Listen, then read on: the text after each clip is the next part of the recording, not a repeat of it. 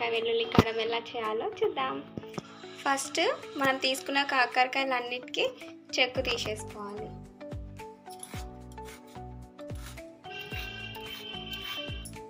ఇప్పుడు ఇలా చెక్కు తీసుకున్న కాకరకాయలకి మధ్యలో ఘాటు పెట్టుకొని దాంట్లో ఉన్న విత్తనాలని తీసేసుకోవాలి, ఇలా వీడియోలో చూపించినట్టుగా.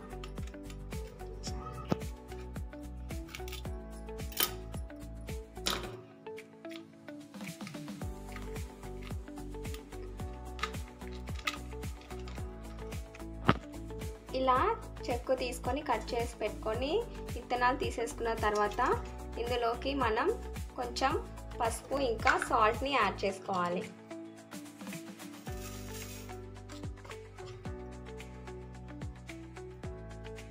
ఇలా యాడ్ చేసుకొని ఒక 5 మినిట్స్ పాటు మనం పక్కన పెట్టుకోవాలి. ఇలా పెట్టుకోవడం వల్ల కాకరకాయలో ఉన్న చేదు అంతా కూడా బయటకు వచ్చేస్తుంది. కాకరకాయలు నానేలోపు మనము ఇందులోకి మసాలా రెడీ చేసుకుందాం. ఫస్ట్ ఎండు కొబ్బరిని లేదా పచ్చి కొబ్బరిని వేసి బాగా దంచుకోవాలి.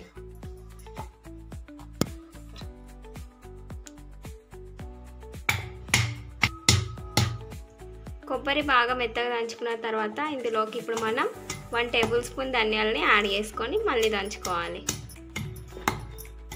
ఇప్పుడు ఇందులోకి మనం కొంచెం 1 టేబుల్ స్పూన్ జీలకర్రని కూడా యాడ్ చేసుకోవాలి. ఇవన్నీ బాగా దంచుకున్న తర్వాత ఇప్పుడు ఇందులోకి మనం మెయిన్ ఇంగ్రీడియంట్ వెల్లుల్లిపాయలను కూడా యాడ్ చేసుకోవాలి. ఇప్పుడు ఇందులో మీకు టేస్ట్కి సరిపడా కారంని యాడ్ చేసుకోవాలి. అలాగే ఒక 1/2 టేబుల్ స్పూన్ పసుపుని కూడా యాడ్ చేసుకోవాలి. రుచికి సరిపడా సాల్ట్ని కూడా యాడ్ చేసుకోవాలి. ఇప్పుడు వీటన్నిటిని కూడా బాగా మిక్స్ చేసుకొని దంచుకోవాలి. పక్కన ఉప్పు పసుపు వేసి నానబెట్టుకున్నాం కదా, వీటిని బాగా మిక్స్ చేసుకోవాలి. ఇలా బాగా మిక్స్ చేయడం వల్ల కాకరకాయలో ఉన్న చేదంతా కూడా బయటకు వస్తుంది. ఇలా బాగా పసుపు ఉప్పు వేసి నానబెట్టడం వల్ల. ఇప్పుడు ఇందులోకి మనం వాటర్ వేసి మళ్ళీ ఒకసారి బాగా వాష్ చేసుకోవాలి.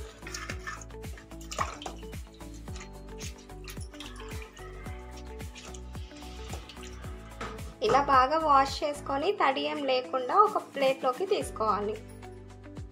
ఇప్పుడు స్టవ్ వెలిగించుకొని ఒక ప్యాన్ పెట్టుకొని కాకరకాయలు ఫ్రై చేసుకోవడానికి సరిపడా ఆయిల్ని మనం యాడ్ చేసుకోవాలి.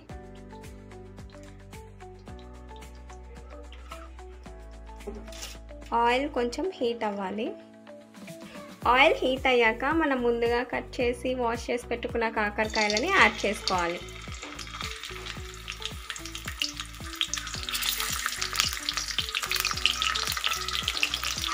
ఆయిల్లో బాగా ఫ్రై అవ్వాలి. మూత పెట్టి కొంచెం సేపు ఫ్రై చేసుకుందాం.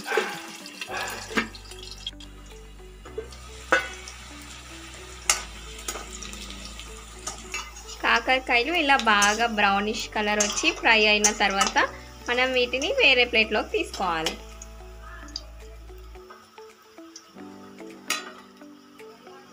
ఇప్పుడు ఇదే ఆయిల్లో మనము ఆనియన్స్ వేసి ఫ్రై చేసుకోవాలి.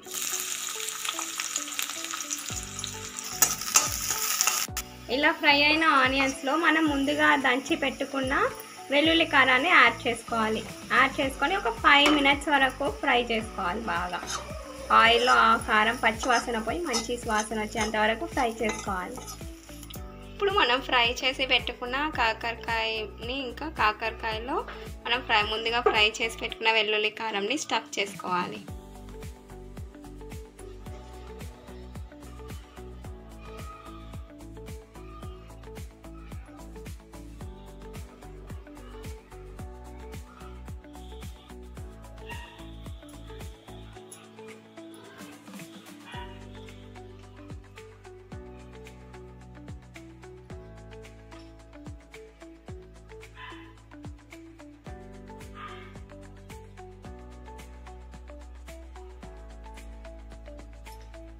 ఇలా వెల్లుల్లి కారం అన్ని కాకరకాయలలో పెట్టుకున్న తర్వాత కొంచెం కడాయిలో కొంచెం ఆయిల్ వేసుకొని మళ్ళీ ఒక్కసారి షాలో ఫ్రై లాగా చేసుకున్నామంటే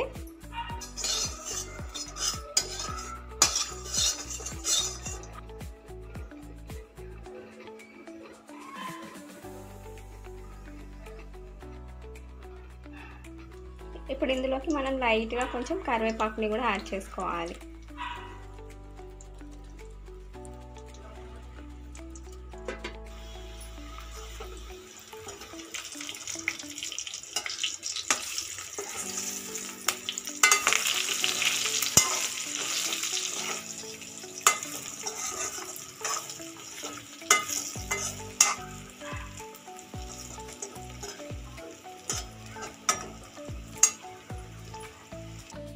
బాగా ఫ్రై అయిన తర్వాత ఇప్పుడు ఇందులోకి మనం కొంచెం కొత్తిమీర వేసుకొని దింపేసుకుంటే ఎంతో రుచికరమైన కాకరకాయ వెల్లుల్లి కారం రెడీ.